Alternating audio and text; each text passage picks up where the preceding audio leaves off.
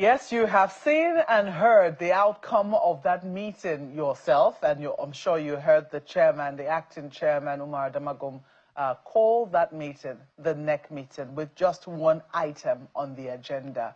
And so we'll be asking, was all of the brouhaha before this meeting held, before it eventually held, was it a storm in a teacup? This morning, we have joining us someone who might understand the importance of the position of the secretary of a party. We have here Mr. Peter Ameh in our studios. He's the National Secretary of the Coalition of United Political Parties, the CUPP. Thank you so much for joining us. Thank you for having me. Good morning, Nigerians. Good morning. And joining us virtually all the way from Bayelsa, we have Theophilus Alaye, who is the president of the Ijaw Youth Council. Thank you so much for joining us, Mr. Alaye. Thank you for having me. Thank you.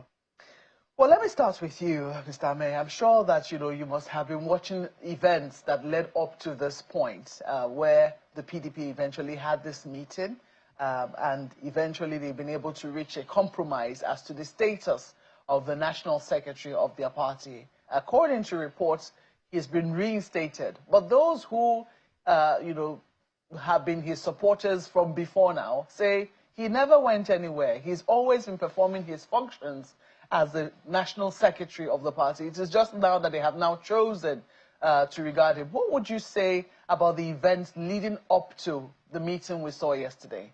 I think there's miscommunication or misinformation in the public. What led to all this crisis, in the first place, is the fact that Ijaw went to contest for governor.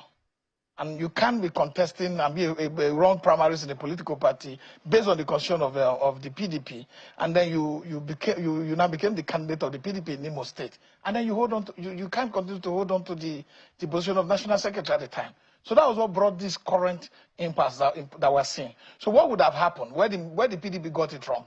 What would have happened? The constitution is very clear. Political party constitution are very clear. In as much as INEC as a regulator and register of political party regulate the activities of the political party, they regulate it in line with the constitution of the party. They're not going to go outside the constitution of the party to determine what you do. So what the party was supposed to do was to self-regulate its own activities. What they were supposed to immediately to ask the deputy national secretary to step in and start acting in that acting capacity. It's an automatic process. You don't even need an INEC meeting. It's in the constitution. You don't need a NEC meeting, you don't need a constitution. All you need to do is to communicate the National Working Committee decision to the INEC and say, oh, based on our party constitution, the National Secretary is now our gubernatorial candidate in Imo State. So during this time of where this vacuum exists, the Deputy National Secretary will be acting in this place. So when Ijaw came back, he wanted to return automatically, to resume duty as the National Secretary, which is not the proper process. The NEC was supposed to sit either to reabsorb or to continue to act in the way whatever process the constitution has been established for the deputy to act. So what the zonal committee of the Southeast did was to say, oh, this slot belongs to us. So we are appointing somebody to replace it, which is Ude Okoye. So after making that appointment, they went to court and got a judgment. Then Ijaw went to Supreme Court, and the Supreme Court said the court erred to have announced Ude Okoye as national secretary. Because it is an internal activities of the political party which they are supposed to self-regulate themselves. So that was the decision. So, but to say that the court explicitly stated that Ijaw is the national secretary is not true. So I think there's a place where INEC got this process wrong, and the party also did not have enough experience, enough understanding to manage and take over the affairs of its internal working system. Because you couldn't have allowed this vacuum to exist. You appointed Okoye, you went back again to a governor's forum meeting that is not an organ of the party, and then appointed the deputy secretary. You don't have to appoint him. It was just to assume his duties as the deputy national secretary, as enshrined in the constitution of the party. Political parties are, like I've always told people, a body corporate. They have perpetual succession.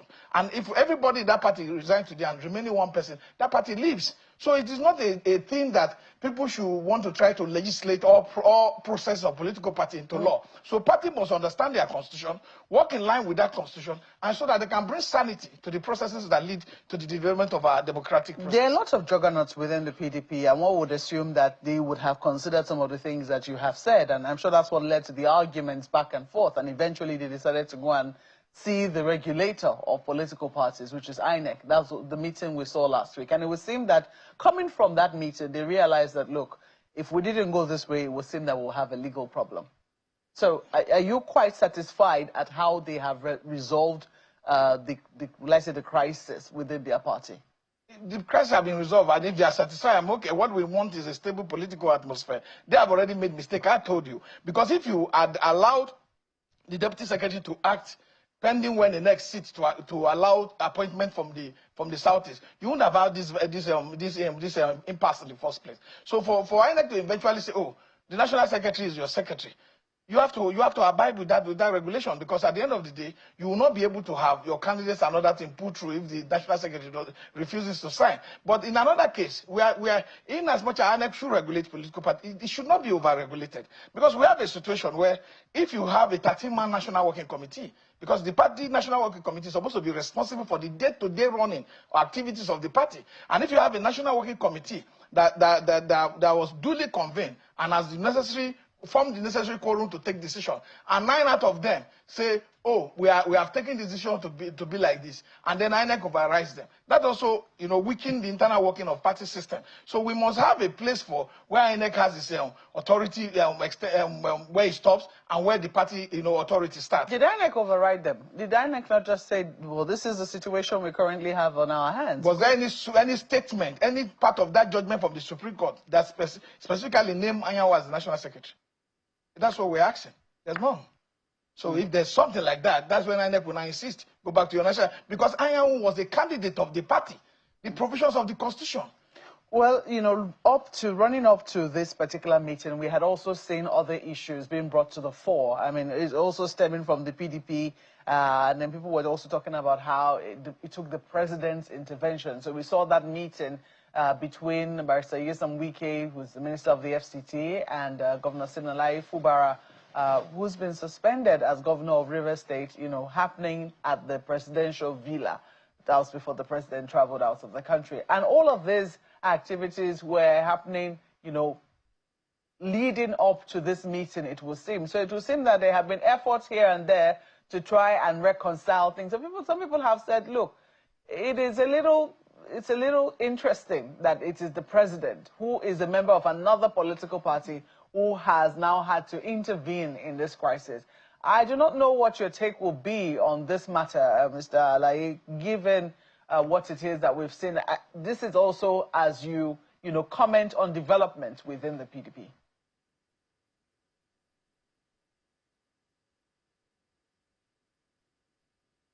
Thank you very much. What is happening in Rivers State, as we can see, when the state of emergency was declared, even before the state of emergency, there were lots of ups and downs in Rivers State. And as president of the largest youth council in the southern part of Nigeria, we made our position very clear that what we want is peace, stability, so that the people of Rivers State can have the dividends of democracy.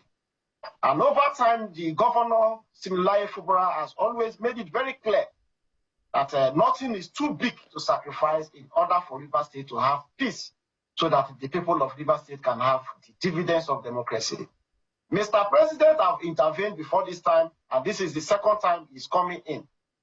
And if what they have done is for the interest of Rivers people, I believe it's not out of place, and Rivers people are going to be okay with it. In as much as the governor has accepted that the peace and the reconciliation process is okay and is going to benefit Rivers people. As the president of council and as Rivers people are the winners of the process. Secondly, as a Democrat, someone that believes in democracy, that really wants democracy to thrive and succeed in Nigeria, what we want is independence. In as much as we are aware, we are operating a federal system of government where the states are sub-nationals, and they have their own process of being elected into office. The governor of Rivers State was given the mandate by Rivers people, and the Constitution did not clearly state if the president in scenarios of state of emergency has the power to suspend a governor. That is, by the way, it has been done. And some of us feel that it was a constitutional breach that was done by Mr. President. And if this is allowed to serve as a precedent, a time is going to come where a serving president can decide to suspend over 10, 15 governors of various states here in Nigeria, and nothing will be done. We know that some persons have challenged the process and the matter is before the Supreme Court. We are believing that the Supreme Court will use its wisdom to give a clear interpretation of that section of the Constitution if Mr. President has the powers to suspend a serving governor. Because we as youth, what we want in Nigeria is a stable environment where democracy can strive. These things that are happening, in as much as we are concerned, is worrisome. And some of us now begin to wonder if at all democracy is going to succeed in Nigeria or not. Because dictatorship is not comfortable or good for a democratic process. And what really happened in Rivers State is something that every person, lovers of democracy, should be worried about. Because a day is going to come. Today, Rivers State is experiencing state of emergency, and the people elected governor is suspended. Tomorrow, it might be that a northern person will be president of Nigeria, and the governor of Lagos State is going to be suspended, and someone from Kaduna or Kano will be made sole administrator of Lagos State, which might have the possibility of hindering the developmental achievements that we are all recording in Lagos State. We are not saying that if there are tendencies of what is happening in a state will lead to crisis. We have also have other state of emergency that has been declared in this country by other administrators. But suspending the people elected governor has not happened. But the governor over time have said it time without number that there is nothing too big to sacrifice in order for Rivers people to benefit. So in as much as the conciliation process is to benefit Rivers people, we are okay with it. And we just pray that let the governor come back and complete those people-oriented projects that he has already established. So he has started in Rivers State so that the people of Rivers State can really benefit and have the dividends of democracy before the 2027 phase of the election that will come up. So Mr. President intervening to bring stability and peace in Rivers State is a welcome development in as much as that peace and reconciliation process is going to benefit Rivers people.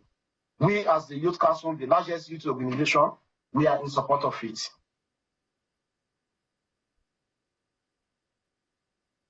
Well, I know that Ijaw has questions for you, so over to him.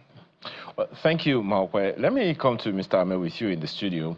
Well, there's something in the fine details of what the acting national chairman of the PDP said while briefing newsmen outside of Wadata Plaza. He said, and I quote, "We all agree that Senator Ijaw will continue to act as the national secretary of the PDP." Now, it's the continue to act that I picked on. Is this significant in your opinion? He's making it very clear. No, just a second. That question is for Mr. Ameh in the Abuja studio. My apologies, Mr. Lai. Oh. That question is for okay, Mr. Ameh in the Abuja studio.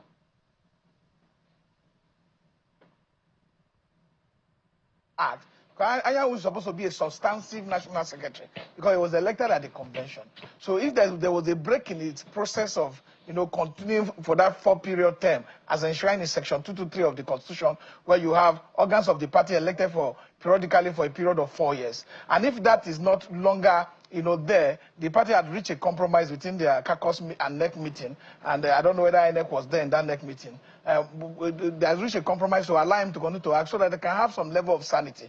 But going forward, this kind of compromise, I don't know how long it will go, because there's somebody outside controlling somebody inside. At the end of the day, their tenure will expire, I think in November, October, the tenure of the whole National Working Committee. So they are going to have convention. So let's see how this whole process eventually, unfold. But they have agreed, and based on their advice from the Independent National Electoral Commission, and we have no choice than to accept what the agreement is, despite the fact that I have issues with the process, because Ijaw had left his position. To the law is very clear in the party. Well, I guess we'll have to wait for the PDP to make its own decision. So there's a vacuum there. Yes, I will have to wait for the PDP to make up its mind. At least they said that there's going to be a meeting in July, on July 23. That's in this month. But there's another issue on that, Mr. Ameh. This talk of coalition. A good number of eggheads, top leaders in the PDP, very influential politicians within the PDP, and even some extras from other political parties, are coming together to form a coalition party of sorts. And the whole idea, of course, is 2027. And we also heard the chairman of the PDP saying that we're coming back to power in 2027. Do you see this coalition as an instrument for or against the People's Democratic Party? I think I disagree on that. There are a lot of very strong People's Democratic Party members that are also part of this coalition meeting and discussing issues on how to, find a way to solve the current democratic setback that Nigerians are experiencing, both economically and socially. So we agree that there's a coalition in process, but one thing I'm sure that the people in charge of this coalition are also very conscious of all the necessary things to be done to make sure that this coalition deliver the necessary outcome, and protect the interest of Nigerians as regards, to be able to bring a government that will represent the true, collective interest of our people. So I do not see it as running on a coalition course with the PDP or the PDP standing against it. We don't know how it will eventually happen. There are political parties, and the bringing together of these political parties will bring the stronger alliance and bring an outcome that the coalition will be able to deliver, victory to the opposition. Because what we need, what the set out objective first of all is to bring a candidate that has the momentum, that has the popularity like what was done in the past, to be able to dislodge the current government that is in place, that is not performing. Because if a government is really performing, the coalition will not be sounding, the formation process for the coalition will not be so exciting to Nigerians. Today is very exciting. People, the expectation is very high. So I know that both of the members of the coalition, who are also members of the PDP, members of other political parties, are not at cross purposes. They are working in the direction that, yes, what we want is to be able to make a member of the coalition, a coalition or a member of the opposition, get elected in 2027, and dislodge the current APC government. Okay, but it's interesting, Mr. Ameh, that we always talk about a non-performing president when we have a good number of governors that are getting a lot more money now than they ever did, and people in their different states are wondering what exactly is going on here. But that's another matter for another time. Let me come to you, Mr. Lai. You spoke the other time, something very germane that you mentioned, the fact that another president could come and could dislodge a governor from one region of Nigeria and bring another governor from another region entirely to govern it. That's a very instructive one. But then you are perhaps also speaking to a constitutional rearrangement, a constitutional amendment to ensure that that does not happen. Because the current constitution we have now says that a state of emergency can be declared in a state, but it is completely silent on whether or not the governor should remain in office. So the question then would be, what happens to the governor and the State House of Assembly when a state of emergency has been declared? Now, that's perhaps work for the National Assembly. But in the next scheme of things, do you see this new arrangement, this peace that is being talked about, do you see it lasting? Do you see it bringing dividends of democracy to the people permanently? Mark you, Mr. Alaye, a good number of people will remind you and chronicle how successive governors have had issues with their successors, with their predecessors, every time they are in power. So do you see this putting paid to that trend permanently? Very much. You know, what is happening in River State, in as much as we are all students of current democracy in Nigeria, is not really new. But the manner and approach the predecessor is using powers from above to suppress what is happening in River State is the main concern. And Mr. President taking side to see that the incumbent governor is suppressed. When we don't have any issue, our concern was that let the democratic process be made and applied in River State. Let people not go and impeach the governor through the back door. That, at least to a larger extent, has been settled. Now, the governor over time has always said that nothing is too big. No, Mr. Lai, I apologize. I don't think you are really, you are not speaking to the question that I asked. Just a second. The question that I'm asking is, there is history, and you affirmed this history. And if you would agree with me, a good number of times previously, there's been a lot of blood, there had been a lot of bloodletting. In this case, we haven't had any, thankfully. So the question that I'm asking is, now that the successor and predecessor are in agreement now, different from what existed before, where the predecessor and the successor hardly ever get by together, hardly ever, get on together. Do you see this trend, this current arrangement, being the last time that the predecessor and successor will ever be in conflict in River State, particularly in the government house? We are coming, because the governor has made it very clear that in even addressing his simplified movement group followers, he made it very clear that by the grace of God, that he will, by all means, within his power, make sure that he sustain this agreement that he has reached with his successor.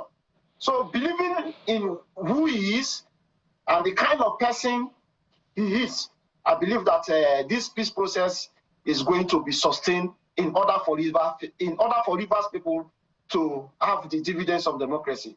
If it is only the doings of the governor, we believe that the peace process can be sustained. We can't really speak for his successor, because over time we have seen his antecedents. It's one person that is so power intoxicated.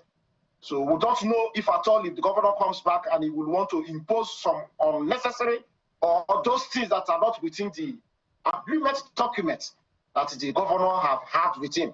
So that we can't tell. But if it is from the side of the governor, he has always told the path of peace. He has always told people that there is nothing too big for him to sacrifice in order for Rivers people to have the dividends of democracy. So I believe that within the powers of the governor, he will sustain this peace agreement for the benefit of Rivers people, not for himself, but for the benefit of Rivers people that gave him the mandate to manage the affairs of Rivers State for 4 years. So I believe this peace agreement and the process is going to be sustained. Okay, so how about the political class in River State? What conversation should we be having with them? What information should be going out to them? And what do they need to know to ensure that this peace is permanent, whether it is this government that is in power or even the next one that comes? Like I said earlier, the governor has already told his followers that this is the time to show commitment and followership. People of Rivers State supported the governor not because they are benefiting anything from the governor, but they believe that it was Rivers people that gave him the mandate, and they can't allow one individual to subvert that mandate. And today he has come to address his people that, look, for the sake of Rivers people, let's give this reconciliation a chance. So it is the Rivers people that are making the larger part of the sacrifice. He has told them that, look, let go of your ambition. You supported me when you have nothing. So continue to maintain that peace. Because there are some other people within the Rivers State political environment, the political class, that might not be comfortable with the path the current governor is doing. And that is where the coalition comes into play. Because the governor that handed over Rivers State to Nyesom Wike is also in the coalition table. And some of his followers were also with the incumbent governor. So can the governor control all those that were his followers, not to toe the part of the coalition? Those are issues, discussions for other day, because they haven't come out to make their position known. But as the days goes, I believe that the governor is interested. Sorry to interrupt you. Is that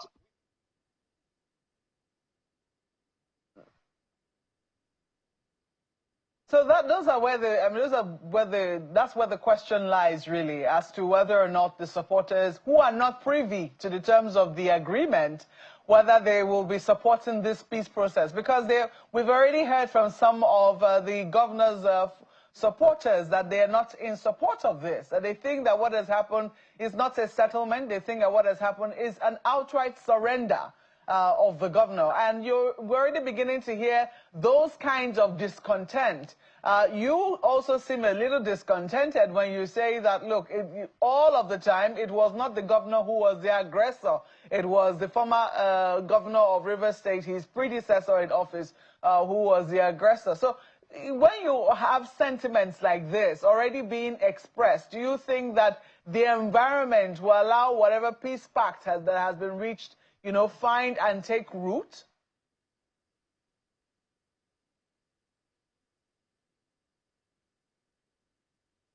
Of Rivers State. And he is the one that is leading the affairs of Rivers State. Every other person that is his followers, I believe he is their principal, and he has what it takes to guide and direct them. Some person will definitely not be comfortable, but that won't hinder the development and the dividends of democracy that the governor intends to give to people of Rivers State. Okay, let me quickly bring to your attention one of the conditions we have heard, and it is not confirmed. We're not privy to the condition, but this has been flying around and nobody has debunked it, which is that the governor will not be seeking a second term. I don't know if you've heard that and how it's sitting with your group, the Ijaw Youth Council. The governor of Rivers State, Similaye Fubara, is a citizen of Nigeria, and by virtue of the Nigerian Constitution, we believe that the governor has the right to seek for re-election for his second term. Be that as it may, everything that is happening currently is just mere rumor. We haven't heard it from the governor. So let us give him the benefit of that to manage the remaining part of his first term. Then when we get to 2027, we shall know if that is part of the agreement. And if he has delivered the dividends of democracy for Rivers people, then it is left for Rivers people to ask him to contest or not to recontest. But as the president of council, if they say that the part of the agreement he has signed or they gave to him that he should not seek re-election for 2027, then some of us are not going to be part of that, because that is an infringement to his fundamental human rights, and it's against the Nigerian Constitution as amended 1999. So we can't be part of that. Oppression is what we will never support. We have always been a group of marginalized persons, and agitation has always been part of our lifetime. So standing behind the Rivers State governor to seek re-election come 2027 is not going to be a new thing to us, because for we to sit down and allow some group of persons to infringe on his constitutional rights is what we as people we will not accept. But as a political party member, he on his own voluntarily or willingly said that he's not going to seek re-election. That is his choice, and it is within his power. So we won't force him. But if it is confirmed that it is people that compel him not to contest, then the IYC and the Ijaw youths are not going to be part of that oppressive agreement that they have All right, Mr. Alaye, let me quickly come to my guest in the studio, because I'm sure he'd also like to quickly weigh on this. You know, these are all the developments around the PDP, in the PDP, as we, you know, as they move forward to their next NEC meeting. Do you think that first they'll be able to maintain the truce, which they have now maintained, and also for the governors or for the people who are defecting out of their party? We don't know. We do not know. This is just speculation based on what people have interpreted. That it's also possible that the governor of Rivers could be defected. Is unclear, and he has not come out to say anything, whether yes or no to that. But what do you make of the reconciliation moves, and how do you think it's going to sit with the people of Rivers State? I know you're not from there, but. First of all, I have to talk to the other guest on Zoom. He said that when the governor is stopped from not contesting the going for a second term, like to infringe on his constitutional right. But he also said, oh, whether if this decision is the best interest of the Rivers people, the agreement is good. His constitutional right has already been infringed upon. The fight in the state was that the governor was trying to stand independently and work for the state with the people of the state. And then his predecessor found it very offending that he contributed largely to bring him to power. And if you look at that kind of statement, it shows that there's no democratic electoral processes that is enshrined in our elections. So if one man could, you know, say it publicly, I brought you, then what is the interest of the electorate in? What is the decision of the electorate in the process? So these are, and when you look at what the president has done, the president has actually, you know, negatively have impact on our democracy, because Section 305 it does not give the president the power to remove an elected governor that enjoy immunity under the Constitution in Section 308. The president has no such power anywhere. It's not something we have to second guess. We don't have to review the Constitution to be able to understand that the president has no such power. This is everybody has condemned it. Whether senior lawyers, everybody has condemned it. So we need to understand that the attempt to capture the state, the attempt to hold the governor to ransom, led to the struggle in the first place. And the governor, in trying to now create an independent way of managing the public resources for the benefit of and the good of the people, also led to this crisis. So as of today, I can clearly tell you that the governor has been captured and he has surrendered. It is a surrendering process because he's not acting in a way that a democratic governor should act to defend his right and defend the right of the people defending him. Well, we'll see how that matter eventually pans out. Section 305, I think that the PDP governors, interestingly, have gone to court to challenge, you know, for the Supreme Court to declare. So why is it taking the Supreme Court a long time for a suspension of 6 months to sit down and take decision? So this is what all the things that affect our democracy. The Supreme Court must look at issues from an emergency perspective and not take it, you know, as a political decision. So we'll wait for the Supreme Court to weigh in on that particular matter. But gentlemen, we have to thank you both for coming on Sunrise Daily this morning. We've been speaking with Mr. Peter Ameh, who's the National Secretary of the Coalition of United Political Parties, and Mr. Theophilus Alaye joined us via Zoom. He's the President of the Ijaw Youth Council.